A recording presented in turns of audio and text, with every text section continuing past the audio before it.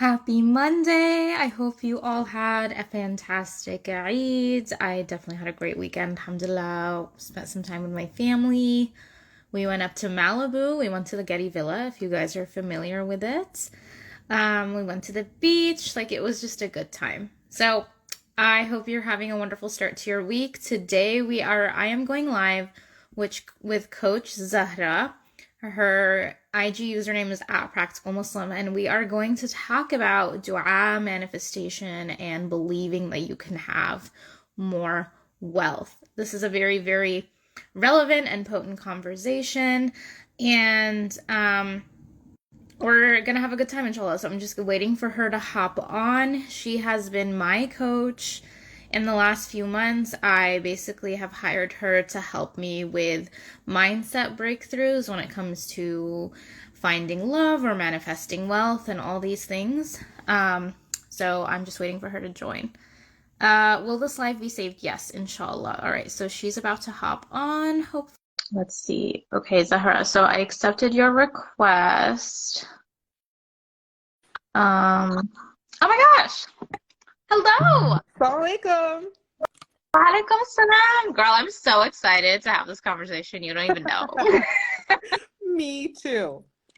Oh my God. How was your Eid? It was so good. Really good Eid, alhamdulillah. Yeah. Yeah. Alhamdulillah. I feel like it was a good Eid for people. Alhamdulillah. Yeah, like it fell on a Friday and then yeah, I don't know. It was a 3-day weekend. It was fantastic. Mhm. Well, okay, so I want to take a minute to introduce you, and then you can kind of introduce yourself.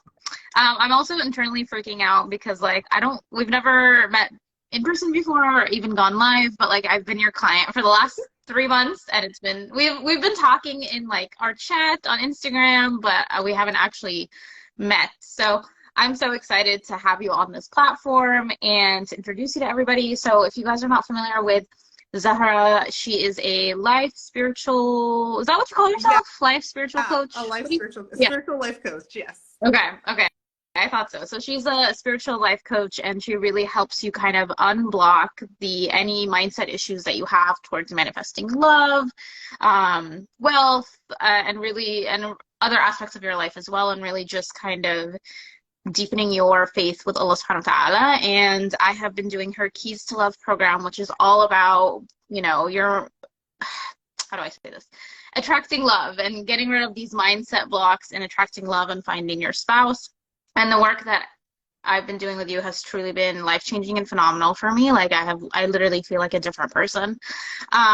So I just want to say before we get started, I'm so grateful for the work that you do. I really believe you're doing the Lord's work, mashallah. The way your take on Islam is, I wish more people talked about Islam this way, and the beauty of Allah subhanahu wa ta'ala and the beauty of faith and the beauty of dua in the same way that you talk about it. So I'm really excited to have our conversation today. And I also want to say that I'm also grateful you do the work that you do and you share your gift with the world, because I have a section of my audience who's really interested in entrepreneurship, but they're really scared to start.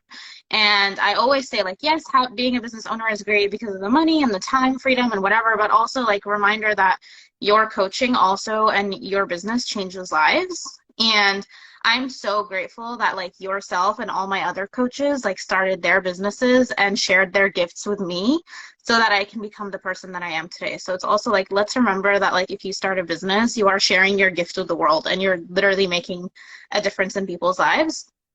So I just wanted to bring that up, and I'm so thankful for the work that you do. So Zahra, if you want to talk a little bit more about yourself and what you do, and then we can kind of kick our conversation off, inshallah. Yeah. Well, I think you've led us into a really great beginning. What I'll say about my work is that for me, I was the typical kind of quote unquote good girl, Muslim, grew up in the immigrant experience of Muslim, and all of that kind of just led to really a ritualistic formula type of, my relationship with the law and Islam, and just doing all the things and trying to check all the boxes to show, if there was a record of my book of deeds, look, they're all been checked, good, yeah. Right? Good. But inside it was just a huge mess of resentment, jealousy, fear, anxious, stress, all of those things. And essentially my work came from like me shifting my mindset, shifting my heart set, and experiencing a like just the profound feeling of feeling different about my life and about God, and understanding that like, oh my God, we're supposed to feel this way. It's not just about all the things that we do. And Yeah. how can I share this with others? So that's kind of how it came about. Yeah. And to start, yeah. Awesome. Well, I'm so glad you're here, and I'm really excited for our conversation. We're going to be talking about dua, manifestation, and like believing you can have more wealth. Obviously, like my account is all about building wealth, building a business, all these things. So I definitely want to hone in on that today. I know this is a huge block for people. Like people literally tell me they don't believe that making money is written for them. Making more money is written for them. They're not meant to be wealthy.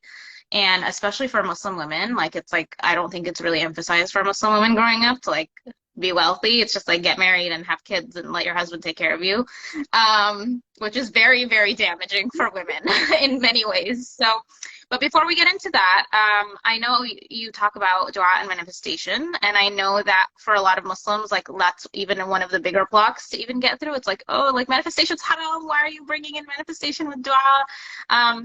So I want you to talk about your perspective of dua as manifestation, because I obviously believe that now, and if you could just educate our audience, and then we'll get into the actual wealth conversation. Yeah.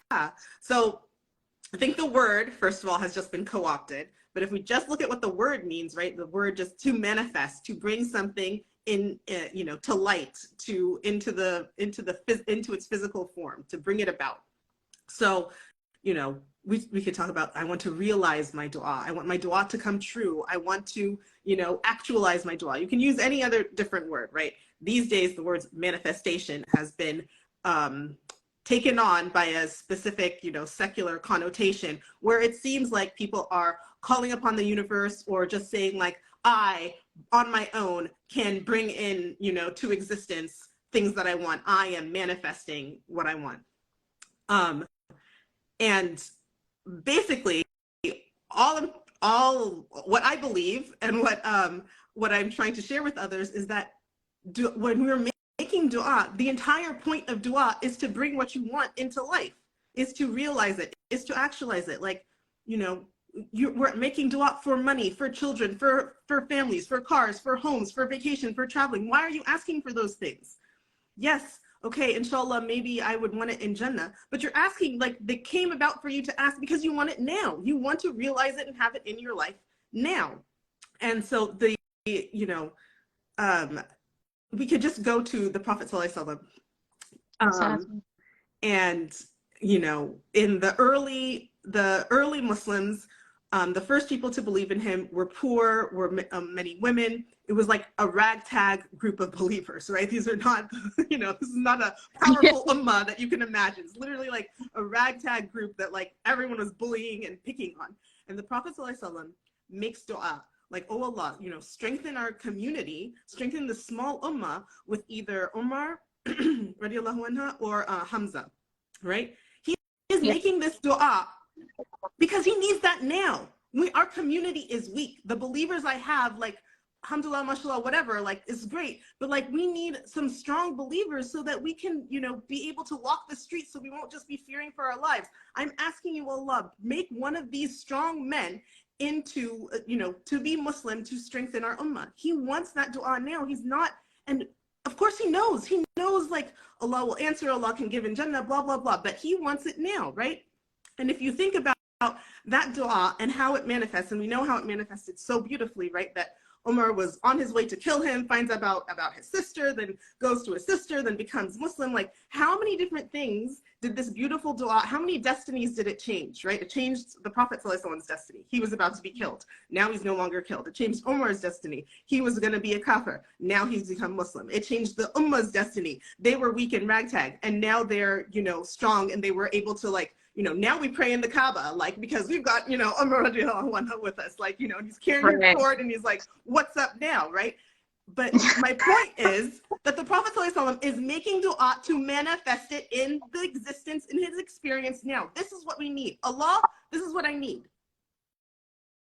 Yeah. It's not, and I don't know where or how, like, And I say this because I was completely of this mindset, like, oh Allah, help me get into this college. Oh Allah. But everything just felt like, yeah, maybe, just try really hard and pray and beg really hard. But it just, the attitude as a ummah is already like defeatist. It's like, It's defeated. Yeah, I was just gonna say. it's So like, defeated. it's on you, and you hope maybe God's on your side, but it's really on you. And if you didn't do your part, I don't know, I don't know if God's gonna come through for you, but like, yeah.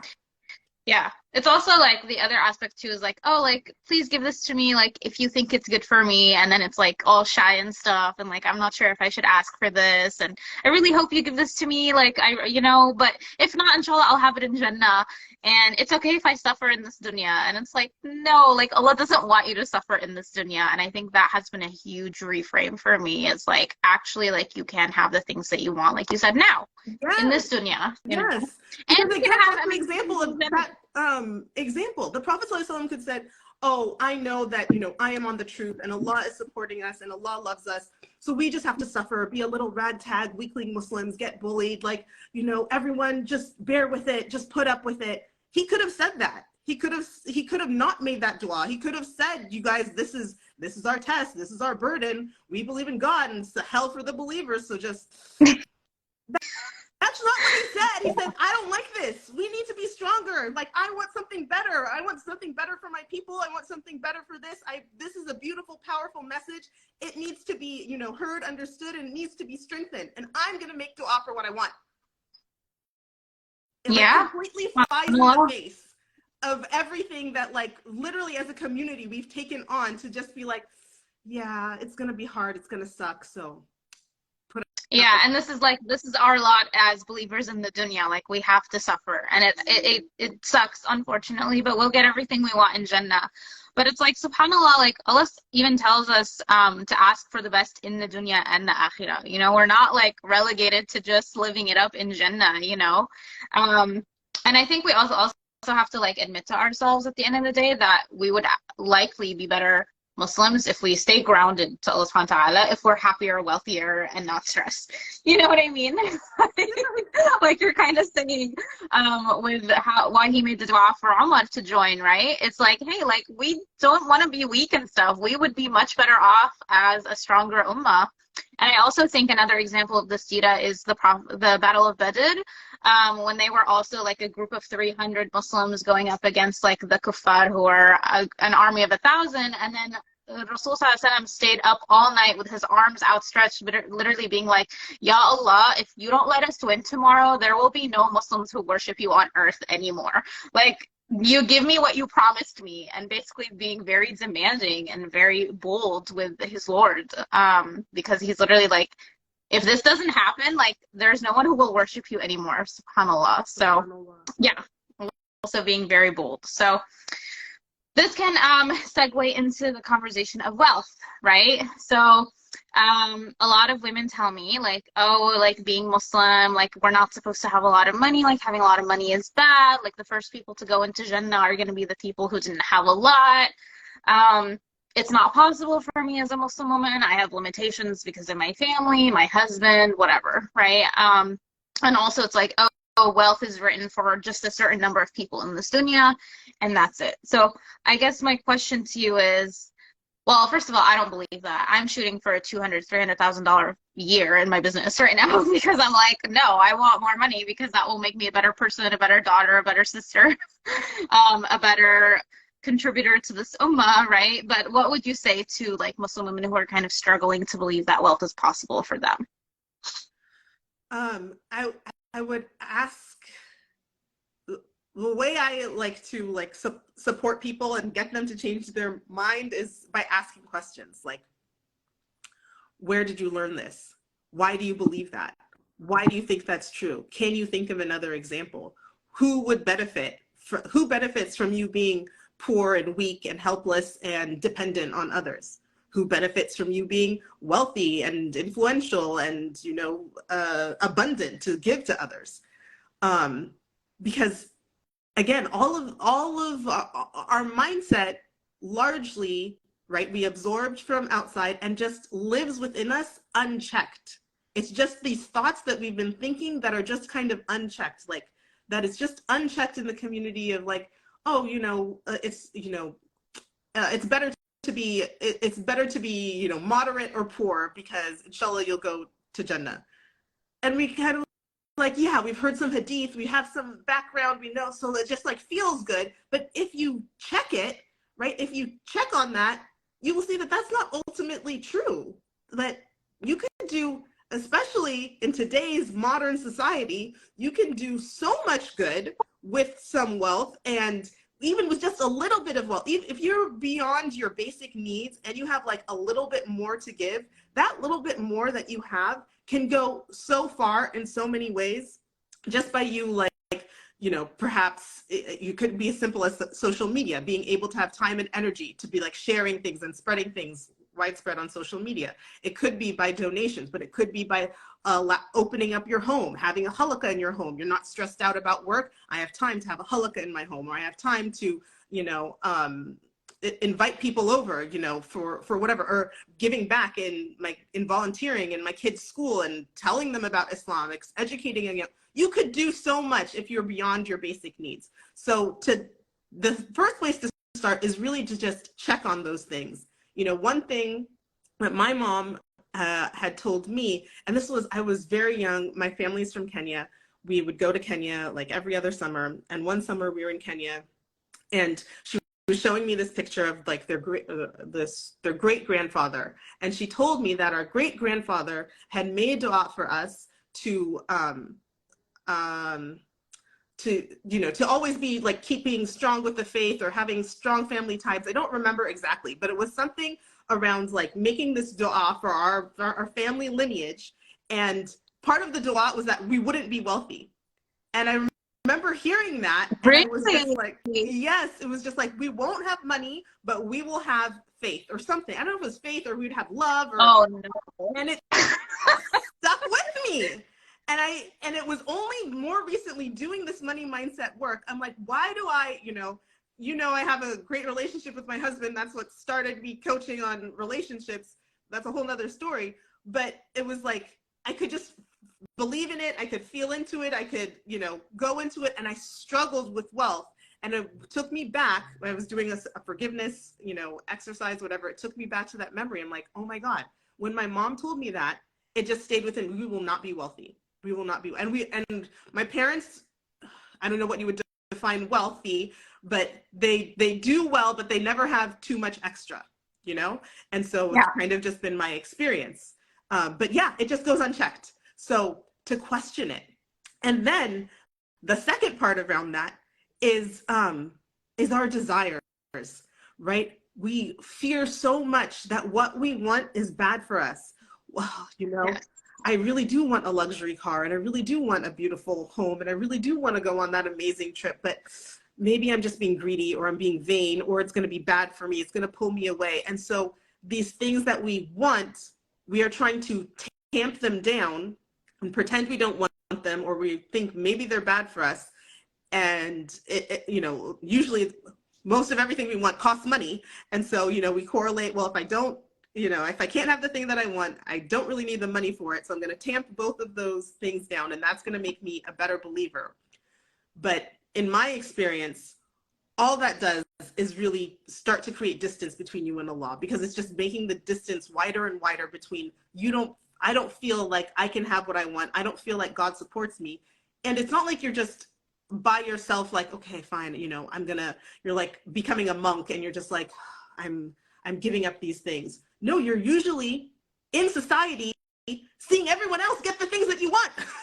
So you're like, wait, but why did they get it? And why did they get it? And they seem to like, they're still going to the masjid, and then they gave a $50,000 donation to the thing, and they got wealth, and they're doing good with it, and they seem happy. Yeah. And it starts building resentment with your relationship with Allah, because you're like, hey, Allah, like, what's up? What gives? Why are you giving them and not me? And people are like, no, we're grateful. I'm like, no, let's be real. Like, you're resentful. You're resentful. Oh, I'm sorry, and but then you see the rich Muslims, and they are grateful, and they are happy, and they are doing well. Why can't that be you?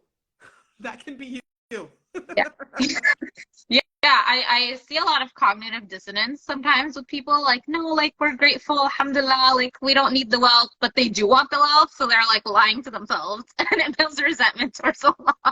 And it's like, hey, like I'm just gonna drop a truth bomb right now. Like it's not cool to be broke. Like like because same with your family, like we kind of lived paycheck to paycheck growing up, and like we were always stressed about money, and like it's not fun. Like it impacts your relationship with your siblings, your parents' relationship with you, how even they teach you about Allah subhanahu wa ta'ala, and like that gets transferred to you, and like you inherit a scarcity mindset, and it's like you said, you also just can't do the things you want to do in the world. You can't donate, you can't, put your kids, give them private Quran lessons if they need that. You can't put them in Islamic schools. Like, it's not cool to be broke. And I know this is not, I'm going to get flagged for this, but it's just not cool. Like, I want wealth to happen to everyone. And I also, since my platform is very female centric, like, I want women to have wealth specifically. Like, our model is Khadija radiallahu anha. Like, it is not an accident Allah chose her to be the first Muslimah ever, like to be the Prophet's wife. Like it was not an accident she was older than him and a mother, and that she was wealthy, and he was her employee. And I think Allah subhanahu wa ta'ala, one of the reasons he chose her as our example is to talk about how female financial empowerment is really important. Like how many, subhanAllah, I just heard about the death of a known person in Chicago, Allah yarhamu, who leaves behind a wife and 2 small kids.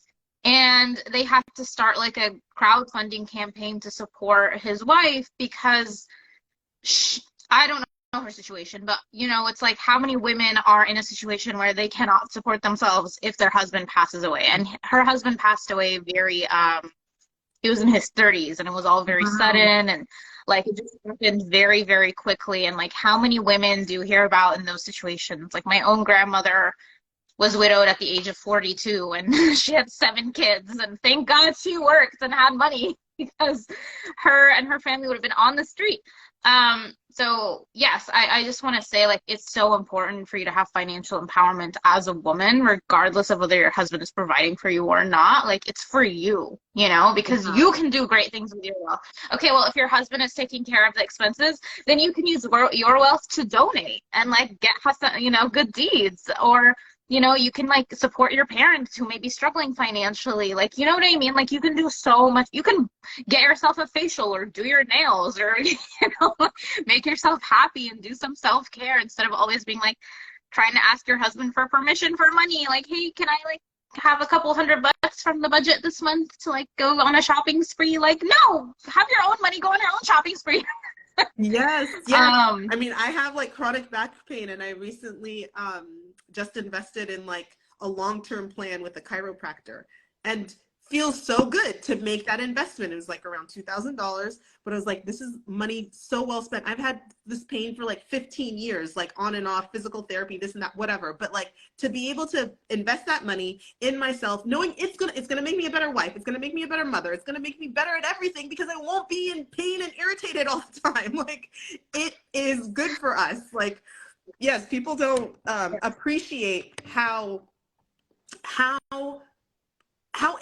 empowering, how powerful, how the ripple effects of you feeling supported, taken care of, abundant is so positive. People tend to get fixated on like, oh, well, I might be vain, or I might just spend on me. Yeah, even if you might just spend on you, that's going to have positive ripple effects all around the world. I mean, how, to your point on women and why we feel this way, how many of us women grew up seeing our mothers do everything, give to everyone, never give to themselves? And how many of us are trying to model that? Right? We're trying to model that. I started my motherhood journey, or my wifehood journey, doing that. Okay, I did it. And like quickly getting burnt out. Like, and looking at my mom like, what the hell? How did you do this? I'm crying. They do it for like 30 I'm stressed out. I can't do this. Yeah. No, they do it for like literally 20, 30, 40 years, just like nonstop. And they're so bitter though. That's the problem. They're so bitter by the time they get to their 50s, 60s. They like hate everyone, and they're so resentful. They can't stand their husbands. It's very real, and I just believe we deserve better. We deserve better, you know? So do. But there's one other thing when you said about Khadija radiallahu anha, what you said about like her, like that the Allah subhanahu wa ta'ala chose her specifically to be, you know, the Prophet sallallahu alaihi wasallam's wife and all of those things. And it just, something clicked in my mind, like, because she was wealthy, right? Because she, you know, I mean, I don't know if necessarily because she had already been in a previous relationship, but because she's financially independent, the way that she could evaluate who she would want to marry was only on character. Yeah. I don't need a man who's going to pay for me or provide for me, so I'm just going to look for a guy with great character. Oh my God, the Alameen, the most trustworthy, the greatest guy, that's the one I want. And that I can just have confidence to go and propose to this guy. As opposed to, if you are financially insecure, what are you looking for? Anyone who can help you, because you are insecure. You are financially insecure. Maybe your parents are trying to get you out. So you cannot afford to evaluate their character. The only thing you can afford to evaluate is, will they be able to, do they have the bare minimum, and can they possibly provide for me? Yeah. So your financial insecurity puts you in a weakened position to be able to get in the type of marriage that you want, because you want to marry based on character, because that's what's going to carry you through. Finances are going to go up and down, you know, pandemic, this, that, all sorts of things are going to happen. But if you have the ability to know that you can rely on yourself, and, you know, have some, what financial security does for you, okay, I don't want to call it financial security. What financial acumen does for you, it lets you know that no financial insecurity will ever last, because you know you've got you. I can return to these skills. I can know how to invest. I can try another side hustle. You feel confident in that, so you are not at that mercy. And that puts you in a powerful position to evaluate a potential spouse. I mean, I hear from women, you know, I hear from so many single women. I also hear from married women in putting up with intolerable situations or stuck in bad marriages. And so much of it is around their finances, like, to your point. So, like, if you're thinking about, like, well, I just want to get married and I just want to get married, and you're not thinking that finance is important, it makes you be able to better evaluate a prospect, honestly. Yeah, no, absolutely. And I can say that as someone who is searching for a spouse and who has built a business that is doing well, alhamdulillah, financially. I'm like, my criteria is so different now. I'm like, I don't care how much you make. I truly don't. You know, like, I'm looking at other things now. Like, do you support me? Do we have the same vision for life? Like, do we, you know, want to do the same things, right? Versus like, oh my God, I just need to make sure I have someone who makes at least 80K because he needs to pay the bills, you know? It's different. I swear to God, you look at prospects differently, because you're like, okay, cool, I don't care how much money you make. And not in a bad way, but it's just like, I I think this is also, well, this goes into a different tangent about, on the men's side, is that sometimes men believe their only value sometimes to a woman is how much they can provide, and I think that also creates like dissonance in the Muslim community as well, because anyway, that's a different conversation. We should have like a different live about that. But so I guess to bring this all back, Zahra, so I know you're going to be having a masterclass soon on dua tomorrow, actually, right? Yes. Is that right? Yes. So can you tell us more about that masterclass and how we can basically use dua to start asking for wealth and the financial empowerment that we have, and just really admitting to ourselves that we want to be wealthy and we want these things. So if you want to touch on that. Yeah. I mean, dua, like, you know, dua is the weapon of the believer. Dua can change destiny. Dua is like the crux of faith. Why? Because when you make dua, you are admitting that I can't do this myself, right? I can't do this myself, so I need God's help. So you're admitting that you need God's help. You're admitting that God can do it, that God is Lord. So it's like everything wrapped into dua. That's why, you know, Allah commands us to make it. That's why Allah loves dua, because it solidifies the position as Him as Lord, you as, you know, subservient, and that you need him and that you are weak, right? Like it just encapsulates faith. And kind of relating it to what you were talking about before, being financially independent, you evaluate prospects differently. Making dua for wealth, and then taking the action, doing the things that you need to do, and getting wealth also teaches you very, very clearly Allah provides. Like I'm sure, Malik, you just posted about it. When you make dua for wealth and you do your part, you can see clearly, I did such and such and I got such, but it doesn't actually match up.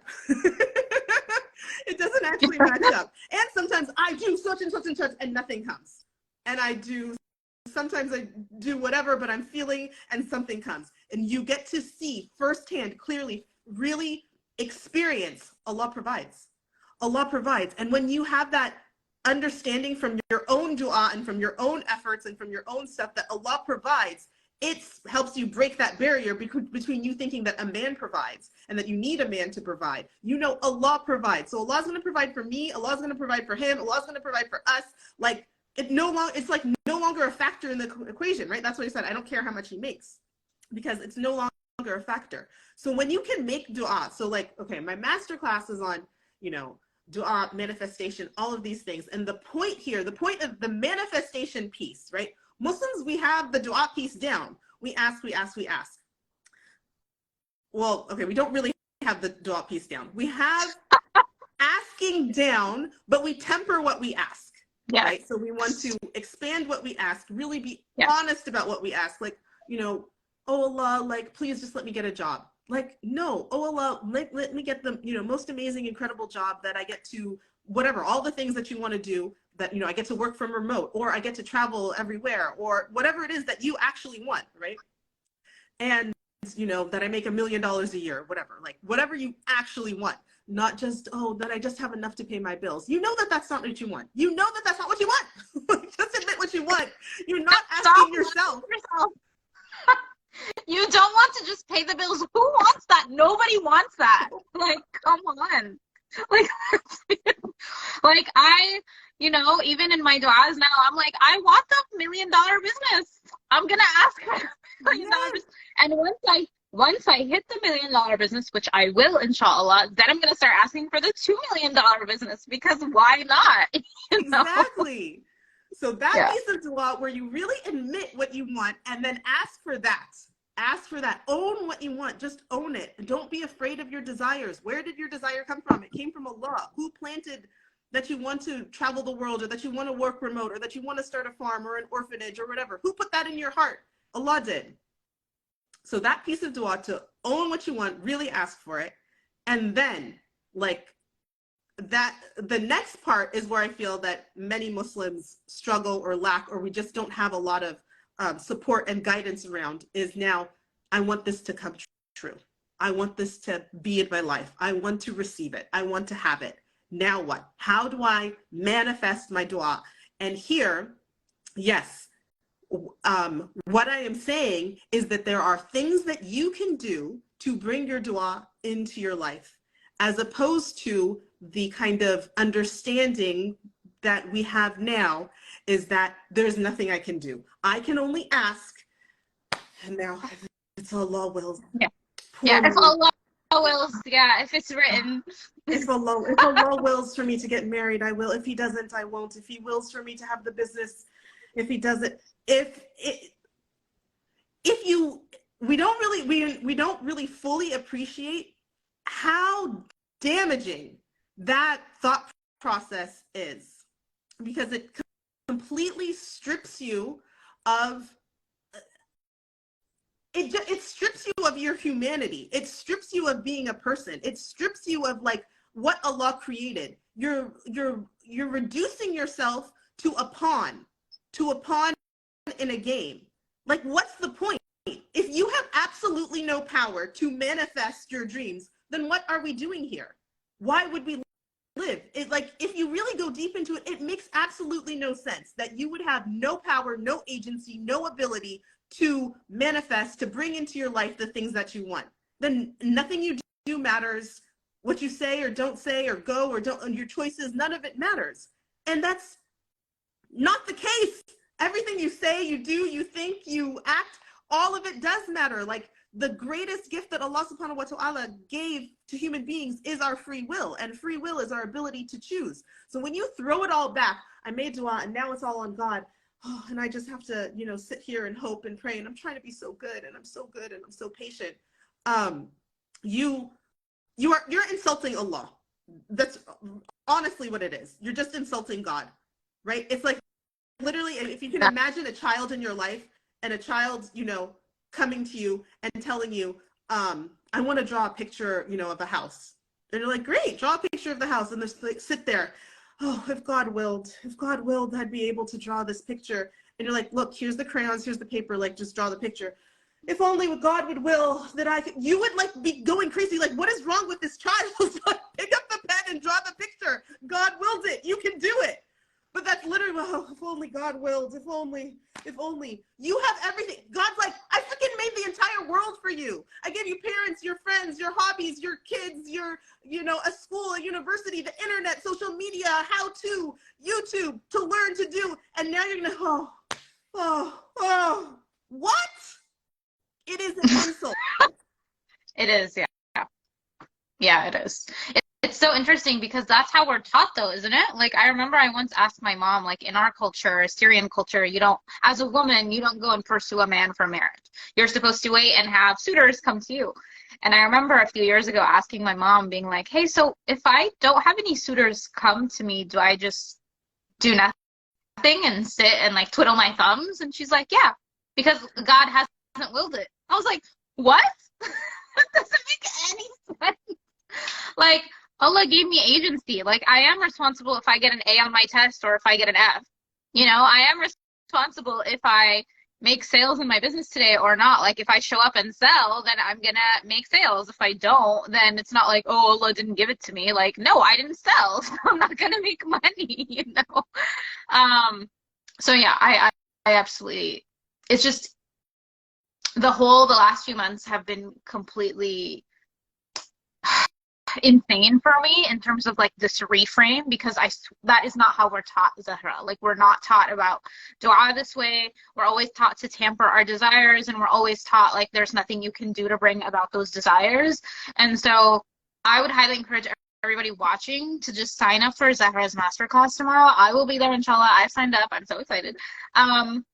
It will change your life. Like, through my coaching with you over the last 3 months, I truly believe, like, I'm getting married by the end of this year. Like, that's how my faith in and yaqeen Allah subhanahu wa ta'ala has changed. And I'm like, oh, I'm an active agent in this process, and I can actually ask for whatever I want. And I swear having that mindset shift will change your life, and how excited you are to just wake up every day and, like, go and do and live. And yeah.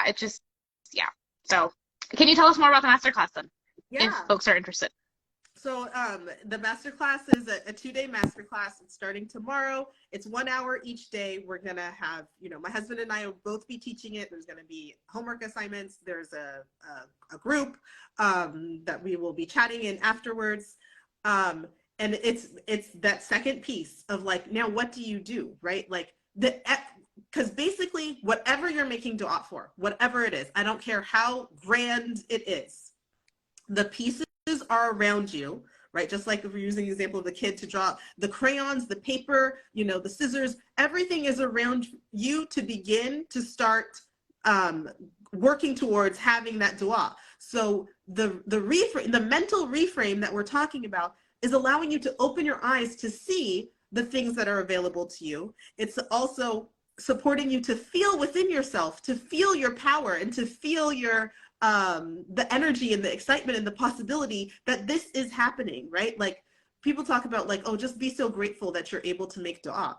Yes, be so grateful that you're able to make dua, because if you've been inspired to have this desire, to have this longing that you want, then you should also feel inspired and excited that means it can happen.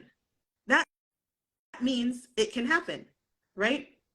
Yeah. Your default your default, we need to switch our default so that our default appreciation understanding is that when I make dua, most of them are going to happen now, instead of most of them are going to happen in Jannah. When you make that reframe, then you get super excited, like, oh my God, I really feel like, one thing I was making dua for, my kids are in horseback riding lessons, and they do a lot of different activities. I have 4 kids, and they do a lot of different activities. And one day was like, I was watching them, I was like, I want to take horseback riding lessons. And like, a whole bunch of excuses came into my mind, like, if I'm doing it, my youngest one, who's going to watch him? I can't do it, blah, blah, blah. There's no time for me, blah, blah, blah, blah, blah. And it just really dawned on me, is like, no, that I have that desire means that I'm going to do it. And that, and I saw myself like riding with my kids, right? Like us going on a horseback riding trail. And it's like, oh my gosh, like that's going to happen. That's going to happen. And you get more excited, right? Your life, you feel more energized about your life, because the reason many of us are like lethargic and down is because you don't believe that any of the things you want can happen. So of course you're not going to be excited to wake up, to do the same old thing, to like go to the job you hate, and to deal with the people that annoy you. Like none of what I want is coming, and I just got to put up with this crap. But when you're making dua feeling like, oh my gosh, I'm going to start having horseback riding lessons, and we're going to go on this horseback riding family trip, and then we're going to go here, and my business is going to be making this much money, and I'm going to be doing this. Like, you're starting to look forward to life. You're starting to appreciate life. You're starting to enjoy life, because it's your understanding that your role as an active agent can bring these things into your life, and the things that you want will enhance your life and make you feel better about life, so you will be looking more forward to life, right? Like, it just makes sense, No, right? it's so true. You're thriving, not surviving. Yes, and we have the hadith of the Prophet ﷺ, right, that he was the most smiley, right? Like the Sahaba said, we've never seen anyone smile more than the Prophet ﷺ. Whenever you met him, he was smiling. He was always smiling, right? And we know about like, the challenges and hardships of prophethood and the time that he lived in and all of that stuff. But he had things to look forward to, right? He knew what was to come. He knew that, our ummah is going to be successful. He knew that his Sahaba were going to, go to Abyssinia and do this and go here. Like, he knew. So yeah, like, great to see you. Who's coming? Who am I talking with today? And I'm going to talk with these people, and I know they're going to go off and do great things. And then I'm going to spend time with my wives, and we're going to be joking, and I'm having a race with, Aisha radiallahu anha. And like, you're looking forward, and you're a joy, you're a pleasant, you're a light to life. How many times are we, would you say when people come into your presence that you are lifting them up and lighting them up, or that you're just like either maybe neutral, hopefully neutral, but a lot of us are actually negative, right? We're bringing people down, oh, this is sucking, and this is terrible, and my boss did this, and my husband did that. Oh. And it's just like, are you bringing people down, or it's just complaining all the time? People are just complaining all the time. They're just chugging along in life and hoping like things will get better, but they're just so pessimistic, and they see the glass half empty instead of half full. And it's really sad. Like, I do think you should wake up excited every day to live your life. Yes, Like, yes. God did not put us on earth to suffer. Yes. And what will support you in that is knowing that you can manifest your dua. Otherwise, that's, it makes sense. It makes sense that you would be chugging along and depressed and whatever, because you think nothing can get better. You think nothing can change. You think I'm doomed to repeat my past. But when you really believe in dua, and you believe that you can manifest your dua, then you have hope. I have hope that my future can be different than my past. I have hope that this was a great day, and tomorrow can even be even greater. Like, it's not that there's ever any cap, that it can be, they talk about, there is a sweetness of, that those who attain faith can achieve a sweetness of Jannah in this life. And I really feel that this is part of that sweetness, that when you are understanding that I have power and agency in my life, and I can, be asking Allah for things and bringing them into my life, you move and you operate and you feel different. And this is what we're going into in the masterclass. We're really, the focus is on how can you get into a state, get yourself into a state, a mindset that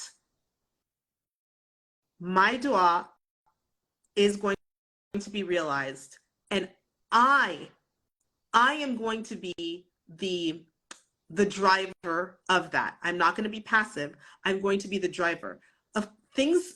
Okay, and we'll talk about it. Like, things can still happen. You might get, things might not work out exactly as you envision, but the mindset that you are the driver of your life, that you are in the driver's seat. That is what free will is. You are the driver's seat. Allah is your passenger, your sidekick, right? Your amazing, incredible, all-powerful, awesome sidekick, but you still have to drive. You still have to say, I want to turn left, and then turn the car left. Allah will not do for you what you don't do for yourself. Like, you still have to say where you want to go and turn the car. And that's what we're talking about. How do you actually drive the car instead of thinking that someone else is driving? Because if you think someone else is driving, then yeah, you're going to be, I didn't want to go here. Oh, this is not the direction I want to go. Oh, but look over there, let's go there. Why didn't you turn? You have to do that. You have to do that. So that's what the masterclass is about, is like, how can you appreciate that you're in the driver's seat, that you get to make decisions, and that you can lead your life to where you want to go, and feel and really know that Allah is sitting there supporting you, not like a backseat driver be like, oh no, don't go there. Oh, you're going to make that turn. We'll see if that works out for you. Good luck. Like, not just judging you and criticizing you, which is, many of us have that notion that Allah is just judging us and criticizing us, and it's not true. And there was something you said in our chat the other day that, like, Allah is not petty. And I was like, wait, that's so true. Allah's not petty. He's not out to get you. Yeah. He wants you to succeed. Allah wants you to succeed. Otherwise, and you say this all the time, if Allah didn't want us to succeed in this dunya and the akhirah, He wouldn't have given us the Quran as a guidance. Yeah. If Allah didn't want us to be happy and successful and wealthy, He wouldn't have given us the Quran. The Quran is all about, if you dig into it, this is what you have to do to gain wealth, health, and happiness, and the akhirah. So Allah's on your side, and that reframe for me has been incredible. And I really highly, encourage everybody to jump on the masterclass tomorrow. I will be there, inshallah. And I'm just so grateful for your work, Zahra. Thank you so much for such an amazing session. This was so what I needed to start my day with. I'm so excited. So, what else? What other services do you offer if people want to work with you more or explore your world more? Yeah. So, I have several love programs. So I have, if you're single wanting to get married, I have like an introductory sessions to just like believe that you can get married this year. It's called Get Married This Year, or Get Married within 12 months, because I know now we're like in the middle of the year. Get married within 12 months.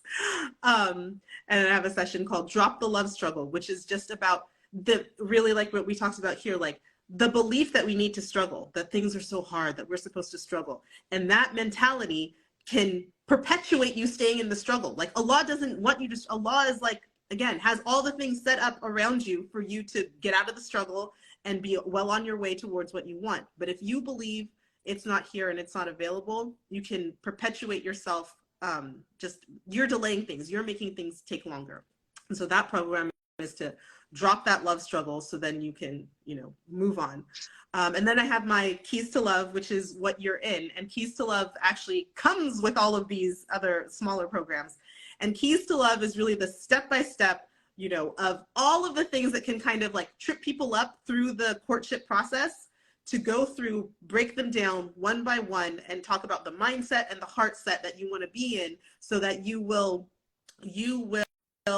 again, be driving yourself in the direction that you want, and not letting a lot of the outside noise and chatter get in your way or derail you from like what you want. Especially as women, we have I do have men in the program too, so if you're men, you're welcome to join. But we have the unspoken or even spoken thing of like, you're being too picky, you're wanting too much, that can never happen, these things are against you, your height, your skin color, your age, your how much you make or don't make, all of these things are conspiring against you, that's going to prevent you from getting married at all, or prevent you from having the type of marriage you want.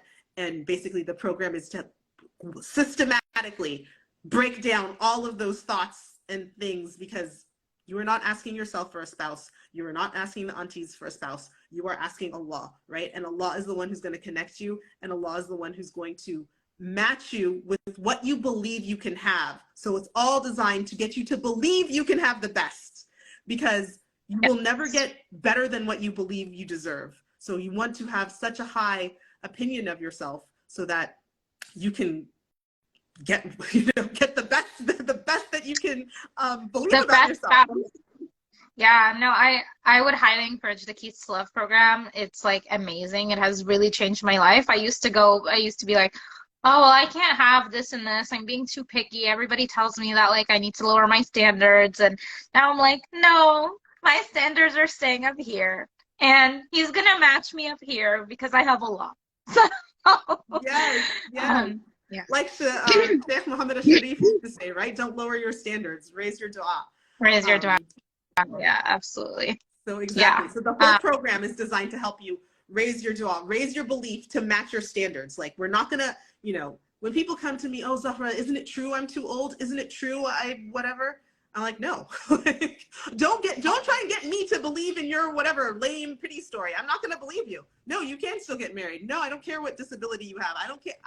No matter what you throw at me, I will always say, I believe that you can have the best that you want and even better, but you can only have the best of what you want. And so that's what that program does. And then my husband does this work as well, and he has a program on success. It's called Boundless Success. And then we have our elite, I don't want to call it elite, I want to call it comprehensive. Our comprehensive program is called Limitless Love, and it's really digging into the kind of all the underlying things that have contributed to this, the mindset, the limiting mindset, the limiting beliefs that many Muslims have.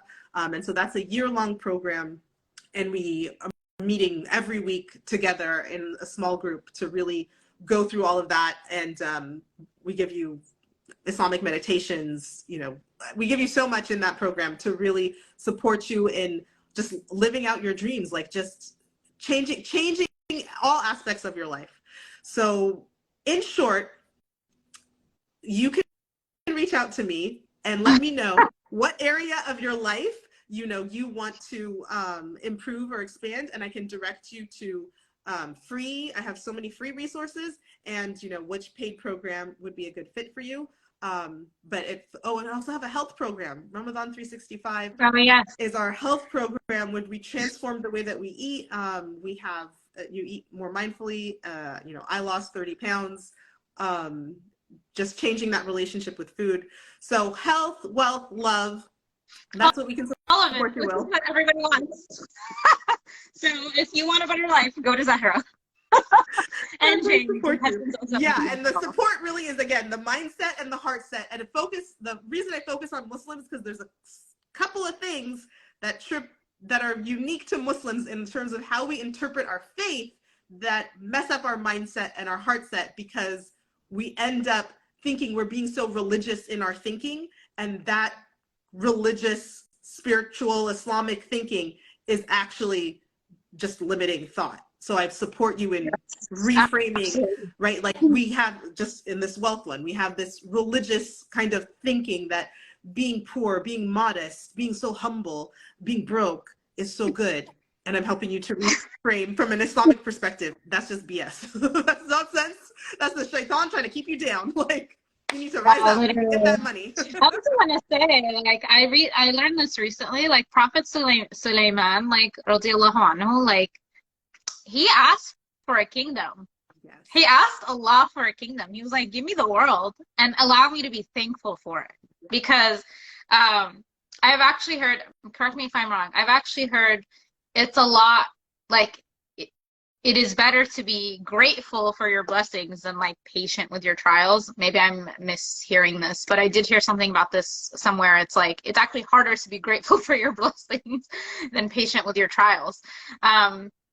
But know, it's like that's what Prophet Sulaiman did. Like he had the world. He had the biggest kingdom at the time. He had like servants underneath him. He had all the wealth, and he was still so grateful to Allah subhanahu wa ta'ala. And it is so possible for you to have everything you want and be grateful and stay grounded. How do you stay grounded? By all the worship that we do, right? Like your 5 prayers are meant to ground you and be grateful for you. Reading Quran is meant to ground you. Like doing extra prayers, donating, like we have things in our faith that are meant to ground us and kind of act as like checks and balances so that our nafs doesn't like lose itself in the dunya, right?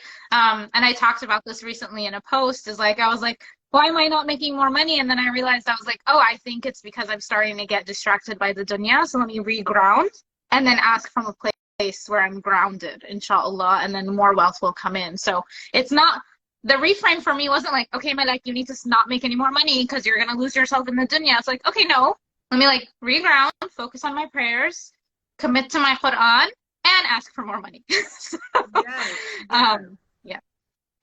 Yes, that's the all right. Well, thank you so thank you for sharing that with people. Oh, yeah. Yes, you're so welcome. Well, thank you so much for being on here. This was such a powerful live. I'm so excited for all the people who will join your masterclass tomorrow, inshallah. We're going to learn from you. And yes, please reach out to Zahra if you need help in health, wealth, or love, or business, because I know James does the business stuff. So yeah, I'm so excited, and I hope you all benefited from today's live. If you have any further questions, definitely feel free to reach out to Zahra. And I hope we do more of these, Zahra. I think these were really powerful. Yeah. So maybe we'll do one after I get married. Oh my God, yes, I love it. Yeah, I'll be like, hey, I manifested him. He's right here. Yes, let's do it. Yeah, that would be so fun, inshallah. All right, everybody, I hope you have a wonderful rest of your day, and we will be in touch, inshallah. All right, salams, everybody. Bye, Zahra. Bye,